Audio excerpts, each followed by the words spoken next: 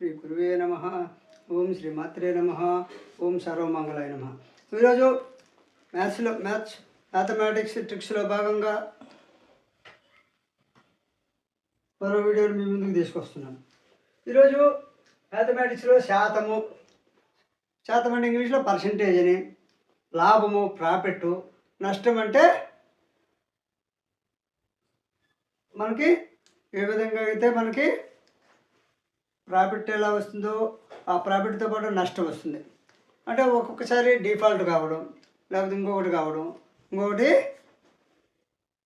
రకరకాల కారణాలతో మనకి నష్టము వస్తుంది, లాస్ రావడం. నష్టం అంటే లాస్ రావడం జరుగుతుంది. ఇప్పుడు 100 అంటే 100, దీన్ని 100%. 100% ఈజ్ ఈక్వల్ టు శత. 100% శత అని పిలుస్తాం.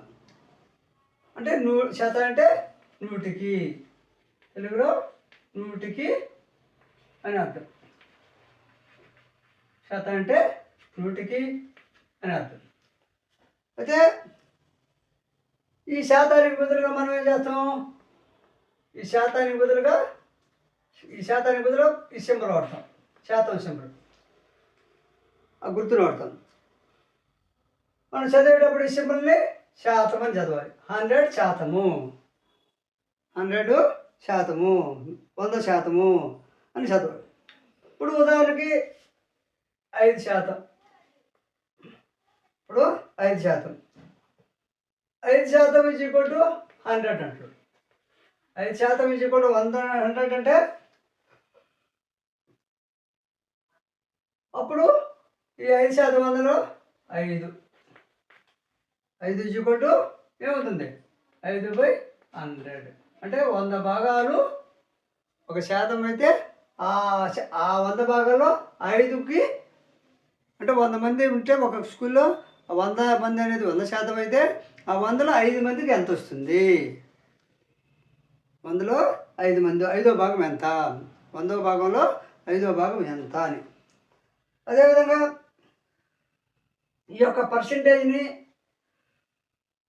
మనం మామూలుగా సామాన్య భిన్నంలోకి మార్చాలి. సామాన్య భిన్నంలోకి మార్చాలంటే ఇప్పుడు మనం ఏం చేయాలి? దీన్ని 5/100ని 100చే భాగించాలి.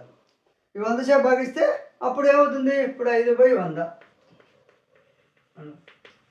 అప్పుడు మనం ఏం చేయాలి? 5/100ని మామూలుగా అయితే మన ఫార్ములా ప్రకారం 5 ఉంది కాబట్టి 0, 0 ఇట్లా 100 ఇలా వేసుకుంటాం. ఎందుకంటే ఇక్కడ 2 జీరోలు పెడితే మనం ఏం చేయాలి? పాయింట్ పెట్టుకోవాలి. ఏం పెట్టుకోవాలి? పాయింట్. 105లో 5 ఉంది కాబట్టి ఈజ్ ఈక్వల్ టు 0.5. అదేవిధంగా ఒక నెంబర్ తీసుకుందాం, 9 తీసుకుందాం. 9%లో ఈజ్ ఈక్వల్ టు 9/100. 9/100 అంటే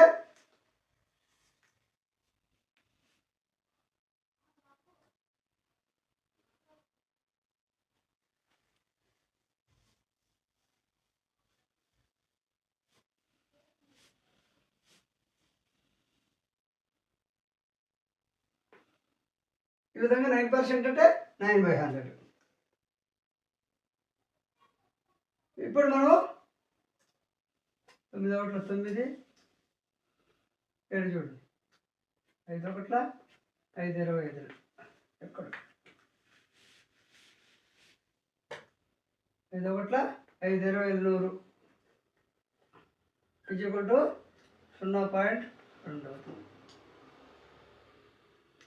ఇక్కడ కూడా 9 ఒకట్ల 9 ఇట్లా పర్సెంటేజ్ 9%, 9% తీసుకున్నప్పుడు 9%, 9 9 1 9 9 1 1 ఉంటుంది, 9 1 1 అయితే 1 ఉంటుంది. ఈ విధంగా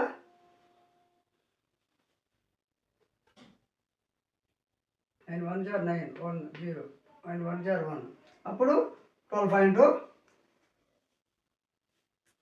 ఇక్కడికి వచ్చేసరికి ఇలా పర్సెంటేజ్ ఇలా మార్చుకోవాలి. అప్పుడు 0.2 ఇది ఈ విధంగా వస్తుంది 0.2. ఇది కూడా 9 ఈ విధంగా వస్తే 11/100 ఈజ్ ఈక్వల్ టు 12.5 వస్తుంది. ఈ విధంగా పర్సెంటేజ్ 9/100 ఈజ్ ఈక్వల్ టు 12.5 వస్తుంది. ఈజ్ ఈక్వల్ టు 12.5 7 కదా 7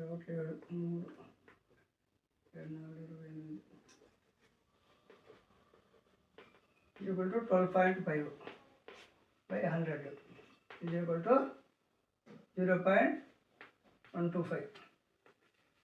ఈ విధంగా భిన్నాల నుండి పర్సెంటేజ్లకు మారుద్ది. అదేవిధంగా సామాన్య భిన్నమును శాతంలోకి మార్చవాలన్నా 100 చేయించాలి. ఈ సామాన్య భిన్నాన్ని చూడండి,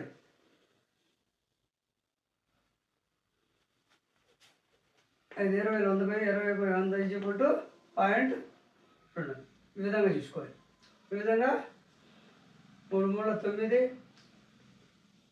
9 3 3 అదే కాబట్టి 9/100 9/100 అంటే 12.5.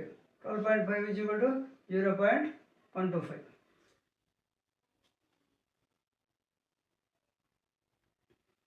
అదేవిధంగా సామాన్య భిన్నం శాతంలోకి మార్చవాలని 100 చేయించాలి. ఇప్పుడు సామాన్య భిన్నాన్ని శాతంలోకి మార్చాలి. ఇక్కడ పైన ఏం చేసాము, శాతాన్ని సామాన్య భిన్నంలోకి మార్చాము. శాతాన్ని సామాన్య భిన్నంలో సామాన్య భిన్నం is equal to 5/100 is equal to 1/20.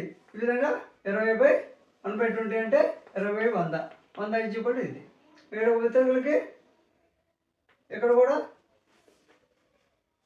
9 1 1 9 9 జోడు 9 1 9 0 1 9 1 9 ఈ విధంగా 1/11 ఇలా వస్తుంది. 11.1 వస్తుంది. అంటే 1/, ఈ విధంగా పెంచేస్తే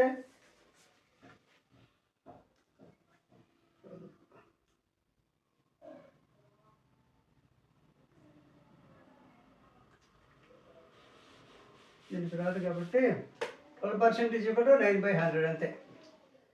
అదేవిధంగా 12.5 is equal to 10/100 is equal to ఏమవుతుంది 0.125/100.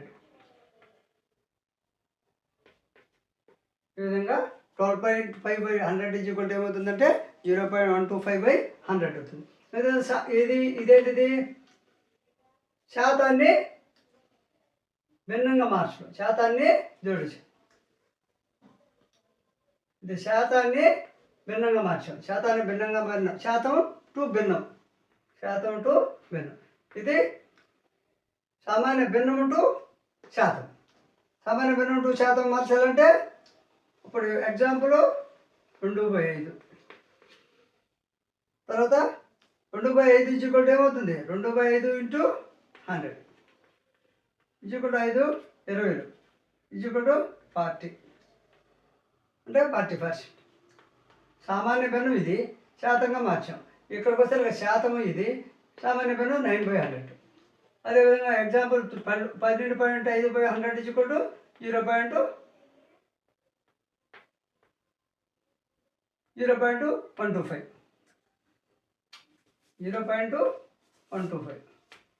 ఈ విధంగా ఇక్కడికి వస్తే 5/100 ఈజ్ ఈక్వల్ టు 1/20. చూడండి 1/20 ఈజ్ ఈక్వల్ టు 0.2/100 అవుతుంది. అప్పుడు